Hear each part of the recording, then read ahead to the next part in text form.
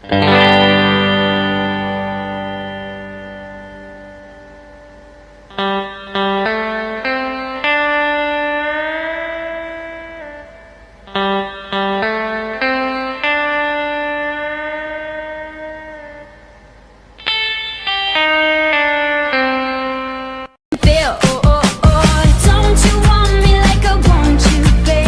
tunggu. Ada yang kurang ini. Watch my soul speak. You let the mellow be humble. Sit down. Be humble. Sit down. Be humble. Don't you want me like I want you, baby? Don't you need me like I need you now? See tomorrow, but tonight go crazy. All you gotta do is just meet me at the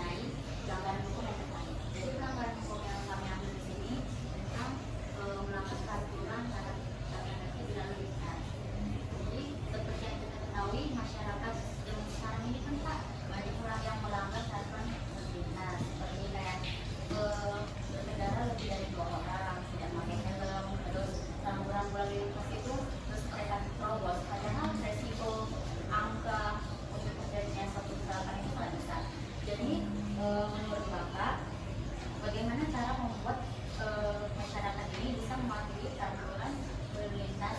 Lalu lintas ini yang melanggar pasal orangnya sendiri.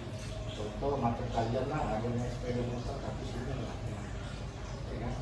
Kalau kembali ke pilihan itu, cara-caranya itu kembali ke ini untuk kalangan SMA-nya atau ya orang dewasa ada umurnya. Terkadang kalau penerapan pasalnya itu kita binakan tasnya, tapi kalau untuk rambu-rambu itu bukan polisi yang melakukan penerapannya, tapi paling sudah kita melakukan tindakan tilang aja. Tilang itu seperti peringatan, contoh membawa lampu merah, kita bilang tidak pakai helm. Cara menegurnya itu supaya ada yang jerah, ya kita melakukan penilangan. Penilangan habis itu kita kasih tilang nanti apa pelanggarannya, contoh tidak pakai helm, tidak membawa SIM, atau pajak kendaraan juga, berkendara lebih dari 2 orang, itu saya tilang. Jadi kalau nanti pasal lebih berkendara dari 2 orang itu nanti ada penerapan pasalnya. Bang, ya, memiliki STNK atau kita bisa baca dulu semuanya. STNK atau tidak sah, TNKB tidak sah. TNKB atau nomor polisinya, Anda nomor kendaraan bermotor. Perlengkapan yang dapat membahayakan keselamatan, contoh ya sepeda motor tapi membawa muatan yang tidak seharusnya dia bawa. Sabuk keselamatan, safety belt, lampu utama malam hari, karang menggandengan dan penempatan.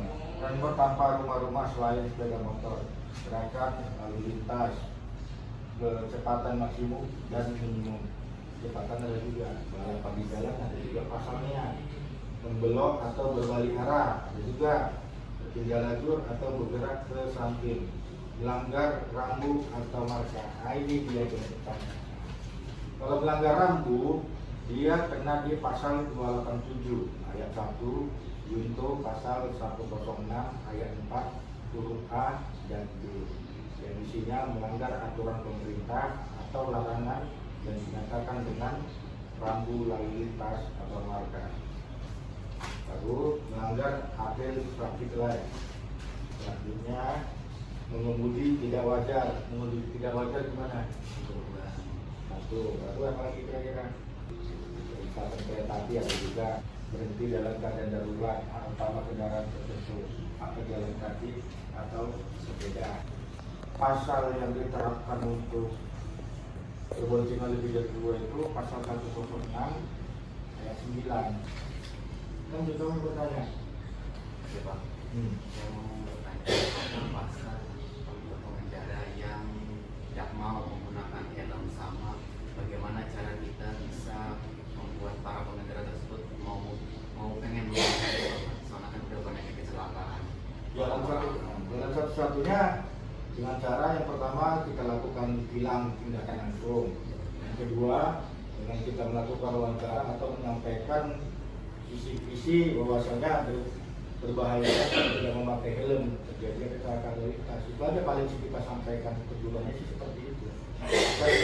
Atau yang contoh yang kedua, tentu si pengendara sama pengendara sepeda motor kita amankan ke kantor, nanti kita langsung saling tanya jawab. Apabila kalau dia tidak lakukan tindakan tilang, contoh dia di malam hari contoh kan, tapi ada anak SMA bawa sepeda motor, itu orangnya sama sepeda motor kita amankan sini. Jadi dengan cara memang itu apa? Nanti orang tuanya membawa STNK-nya, membawa BPKB, contoh dia nanti kalau anak SMA ini pakai knalpot prom, orang tuanya disuruh bawa knalpot bawaannya, baru orang tuanya sama orang tersebut buat pernyataan. Itulah paling nanti efek jerah yang dibuat oleh pihak kepolisian begitu. Nah, kamu Primo. Ini pertanyaan saya, bagaimana cara pihak polisi membuat para pengemudi itu bisa memakai peraturan lalu lintas? Nah, yang pertama ya pihak polisi kan sering melakukan razia ya. Contoh kan waktu di bulan 10 kemarin kan ada namanya operasi Zebra.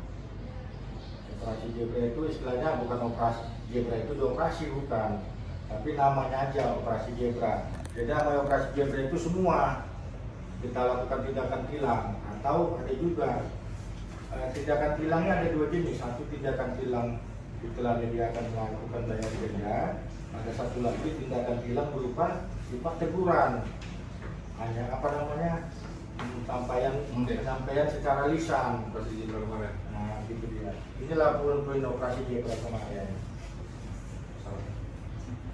Dia cara menanggulanginya seperti itu, melakukan razia setiap saat. Apabila tidak melakukan kelengkapan, diperbanyak aja tilangnya.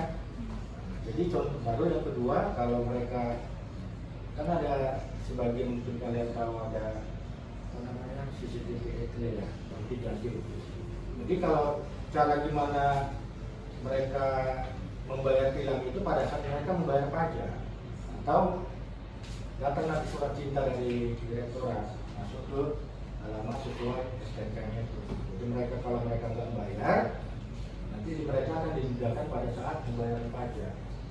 Gitu.